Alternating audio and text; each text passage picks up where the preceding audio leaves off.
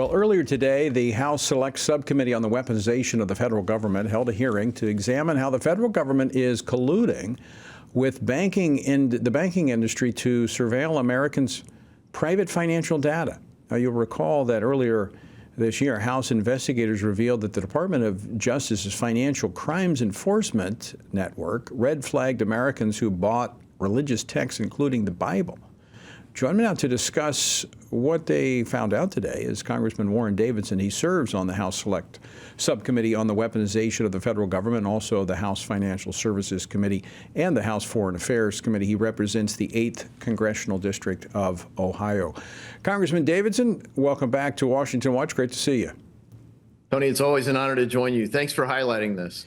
Well, it's scary. So what did you learn today? Well, I hope that the public learned what, some of us have been trying to work on for a long time. And frankly, one of the great things about the Weaponization Committee is it kind of puts it in the right context. So I've been on the Financial Services Committee since 2017, and you start looking at all the layers of why are things broken the way they are. And there's this Bank Secrecy Act that, is supposed to keep us safe. You use the Bank Secrecy Act to kind of catch terrorism, money laundering, illicit finance, tax evasion, things like that. So they do have sort of this loophole, though, because they implemented this in 1970, and it essentially circumvents the Fourth Amendment. So there's this giant void in your data collection. And what they can do with it is more limited. So if you remember back a couple of years ago, the Biden administration wanted to start surveilling your bank account for $600 of activity a year and share that directly with the IRS. I think what people are seeing now is they already surveil your accounts and can do essentially unlimited surveillance on your accounts with the rules they have in place. The question is, can they use it in court? And that's really where they're after for a lot of these things. And they kind of build the case from the back end forward. And we were highlighting that in today's hearing. Congressman, I'm seeing a pattern here. But last time you were on, we were discussing FISA, the reauthorization of Section 7.2 of FISA that allows the government to eavesdrop and spy on Americans. I mean, it's all done in the name of trying to keep us safe. Same thing you just laid out here for our financial data, but it's being abused, is it not? Yeah, absolutely. And look, the Fourth Amendment's there on purpose, and there's a reason it's the Foreign Intelligence Surveillance Act. Foreigners aren't protected by our Constitution the way American citizens are. And there's a reason there's not a Domestic Surveillance Act. It's because the Fourth Amendment says that we as citizens have an expectation of privacy. You're supposed to have to get a warrant or a subpoena to go after an American, which doesn't mean that you can't find out this information, but it does say that they have to have reasonable suspicion about you. They can't just do this blanket like, well, I don't know, who was in Washington, D.C. on this day? Well, who was here? Who was here? And they build the case from that end. They'll literally say, we're querying the database, which is a synonym for searching. But they'll say, no, that's very different, because once we go to search, we get a search warrant.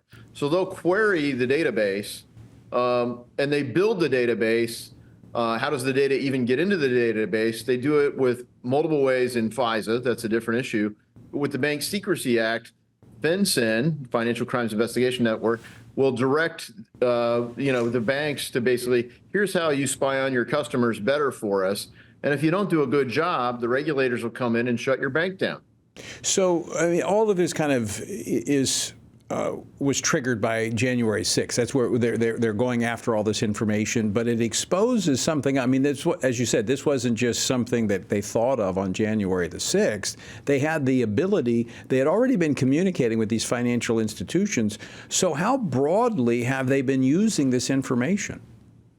I mean, very broadly. So frankly, the whistleblower came forward because he worked in the Boston FBI office.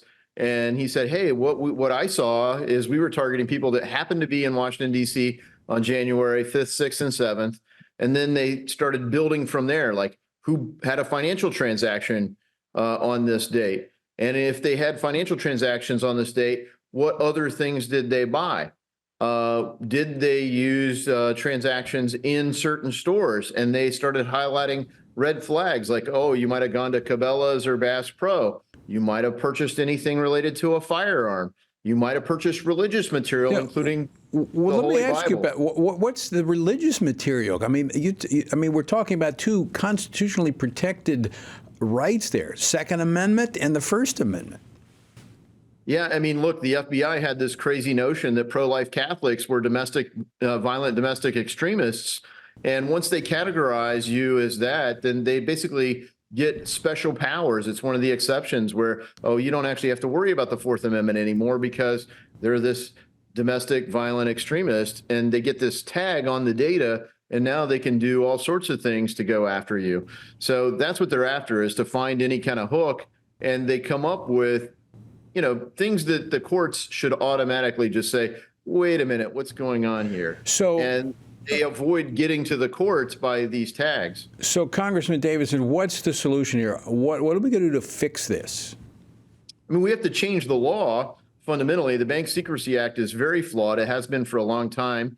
There's court decisions related to that that created this idea of a third-party doctrine. And if that were broadly applied, it effectively completely nullifies the Fourth Amendment right to privacy. And this comes into play as we're talking about FISA right now. So look, Speaker Johnson pulled the debate that we were supposed to have on FISA, and the Judiciary Committee, in a rare set of events, you had Jim Jordan and Jerry Nadler agreeing that the government needs to get a warrant. So, people on the left and right might disagree for different reasons about why the government's broken, but we agree, hey, the Constitution is supposed to protect citizens.